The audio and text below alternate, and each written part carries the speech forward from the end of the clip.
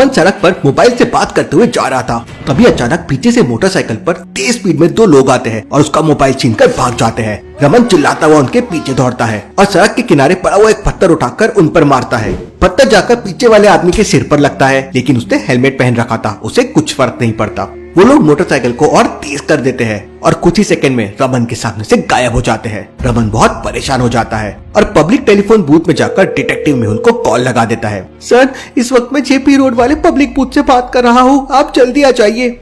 Mehul JP road पहुँच जाता है। बताओ तुमने मुझे यहाँ क्यों बुलाया है? सर, कुछ देर पहले ही मैं अपने मोबाइल पर अपने दोस्त से बात कर रहा था। पीछे से दो बाइक सवार आए और मेरा मोबाइल छीनकर भाग गए। वो लोग किस तरफ गए हैं? रमन सामने की तरफ इशारा करते हुए कहता है, वो लोग इस तरफ भागे हैं। इसका मतलब वो चोर इस शहर के नहीं थे, बल्कि किसी दूसरे शहर से आए थे। क्यों लॉजिकल आर्मी? मेहुल को ऐसा क्यों लगा, क्या आप बता सकते हैं?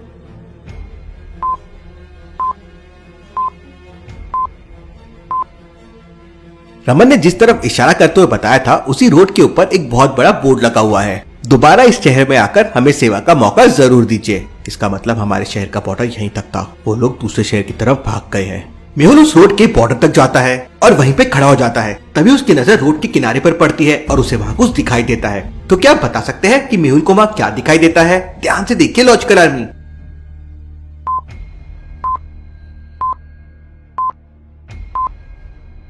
मेहुल को सड़क के किनारे पर एक टूटा हुआ सिम कार्ड मिलता है। मेहुल उस सिम कार्ड को लेकर वापस रमन के पास जाता है। क्या ये सिम कार्ड तुम्हारा है? जी सर, ये सिम कार्ड तो मेरा ही है। देखिए, इस पर रेड कलर का इंक मार्क भी है। इसका मतलब चोर बहुत शातिर है। उन्होंने मोबाइल छीनते ही तुरंत थोड़ी ही दूरी पर मोबाइल से सिम कार्ड निकाला और तोड़कर फेंक दिया। वहाँ जेपी रोड पर एक ट्रैक्टर की एजेंसी थी। मुझे इस एजेंसी में जाना चाहिए। हो सकता है वहाँ पर सीसीटीवी कैमरे लगे हो, जिससे चोरों के बारे में कुछ सुराग मिल जाए। मेहुल एजेंसी के अंदर जाता है। एजेंसी के अंदर जाते ही मेहुल देखता है कि वहाँ पर बहुत सारे ट्रैक्टर रखे हुए थे और सामने एक पोस्टर लगा हुआ था जिसमें लिखा हुआ था, हर ट्रैक्टर पे 10% प्लस 10% डिस्काउंट है। तो लॉजिकल आर्मी, क्या आप मुझे बता सकते हैं, अगर एक ट्रैक्टर 10 लाख रुपीस का है तो 10% और उसके बाद 10% डिस्काउंट के बाद वो कितने का हो जाएगा? सोचिए।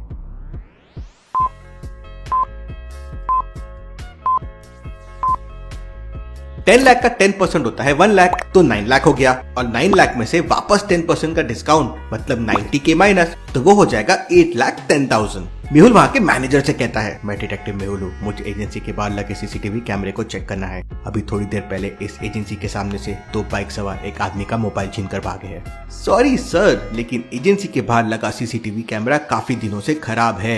आप लोग इतनी लापरवाही कैसे कर सकते हैं? सर, जेपी रोड के थोड़ा आगे हमारी एक और ब्रांच है। अगर वे चोर शहर की बाहर की तरफ भागे हैं तो आप वहाँ चेक कर सकते हैं। मेहुल तुरंत दूसरी ब्रांच में पहुंच जाता है और वहाँ के सीसीटीवी कैमरे चेक करता है। मेहुल जब सीसीटीवी फुटेजेस देखता है तो वो थोड़ा डाउट में पड़ जाता है। तो क्या आप इस वीडियो को देखकर बता सकते हैं मेहुल ने सीसीटीवी फुटेजेस में ऐसा क्या देखा? सोचिए।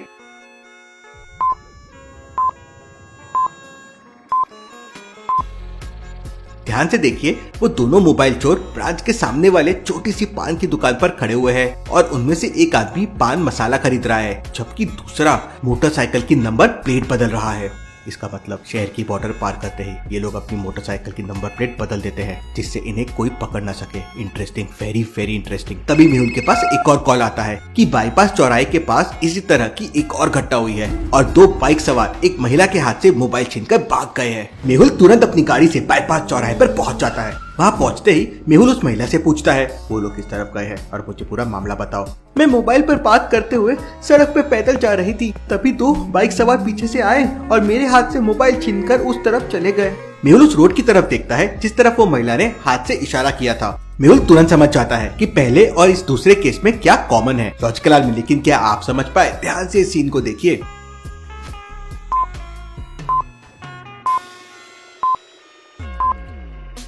ये रास्ता भी शहर की बॉर्डर पे है और जेपी रोड वाला रास्ता भी शहर की बॉर्डर पे था। इसका मतलब वो मोबाइल चोर बॉर्डर पे मोबाइल छीनकर यहाँ से भाग रहे हैं। बाईपास चौराहा शहर का काफी जाना माना चौराहा था। वहाँ पर बहुत सारे सीसीटीवी कैमरे लगे हुए थे। मेहुल वहाँ के सीसीटीवी फुटेजेस चेक करता है तो वो देखता है कि उन चोरों ने हेलमेट पहन रखा था और उनकी बाइक पर कोई नंबर प्लेट नहीं था। इन चोरों की मोटरसाइकिल में तो कोई नंबर ही नहीं है, मैं इनका पता कैसे करूंगा? मेहुल उन चोरों के फुटेजेस को फिर से देखता है। अरे ये तो वही चोर है जिन्होंने जेपी रोड पे भी रमन का मोबाइल छीना था। तो क्या आप बता सकते हैं मेहुल को ऐसा क्यों लगा? जेपी रोड वाले मोबाइल चोर और बाईपास वाले चोर दोनों एक ही है। सोचिए लॉजिकल आर्मी।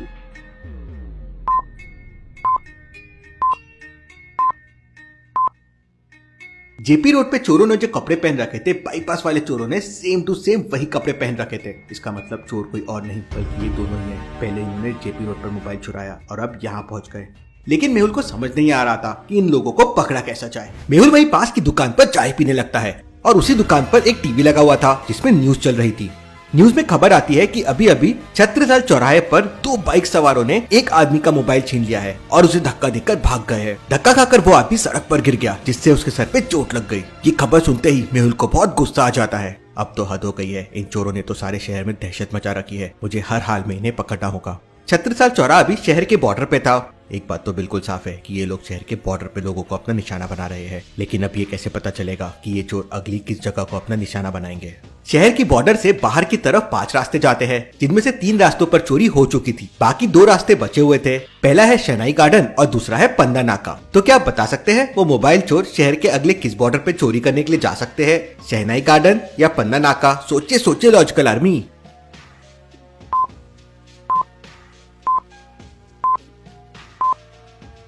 छत्रसाल चौराहे से शहनाई गार्डन की दूरी देखिए 10 किलोमीटर की है, जबकि पन्ना नाका की दूरी सिर्फ 2 किलोमीटर की है। इसका मतलब वो चोर अपना अगला निशाना पन्ना नाके को करेंगे। मेहुल तुरंत पन्ना नाके पर पहुंच जाता है और एक दूसरे मोबाइल में लोकेशन ट्रेस करने वाली चिप लगा देता है और उसी मोबाइल से सड़क के किनारे टहलकर बात करने का नाटक करने लगता है। थोड़ी देर बाद उसी सड़क पर एक मोटरसाइकिल आती है जिस पर 2 लोग बैठे हुए थे। मेहुल उस मोटरसाइकिल को देख के समझ जाता है कि ये लोग वो चोर नहीं हो सकते। तो क्या आप बता सकते हैं मेहुल को ऐसा क्यों लगा कि वो चोर नहीं हो सकते हैं? सोचिए सोचिए।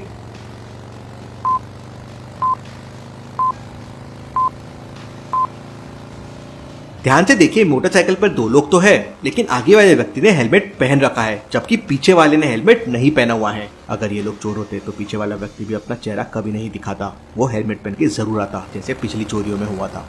थोड़ी देर बाद एक और मोटरसाइकिल वहाँ पे आती है जिसपे 2 लोग थे और दोनों ने हेलमेट पहन रखा था। मेहुल सावधान हो जाता है, लगता है यही वो दोनों चोर है। मेहुल जानबूझकर मोबाइल पर बात करते हुए सड़क के किनारे जाता है और उन लोगों के और करीब जाता है। उस बाइक में जो व्यक्ति पीछे बैठा हुआ था वो तेजी से मेहुल के हाथ से मोबाइल छीन लेता है और आगे वाला मोटरसाइकिल को और तेज चलाने लगता है। मेहुल भी तुरंत अपनी मोटरसाइकिल से उनका पीछा करता है। थोड़ी देर बाद वो चोर बॉर्डर क्रॉस करके शहर से बाहर एक बस्ती में गायब हो जाते हैं। मेहुल भी उसी बस्ती में पहुंच जाता है। मेहुल अपना दूसरा मोबाइल निकालता है और वो पता कर लेता है कि वो लोग किस घर के अंदर छुपे हुए हैं। तो क्या आप बता सकते हैं मेहुल को ये कैसे पता चला कि चोर कौन से घर के अंदर है? सोचिए सोचिए।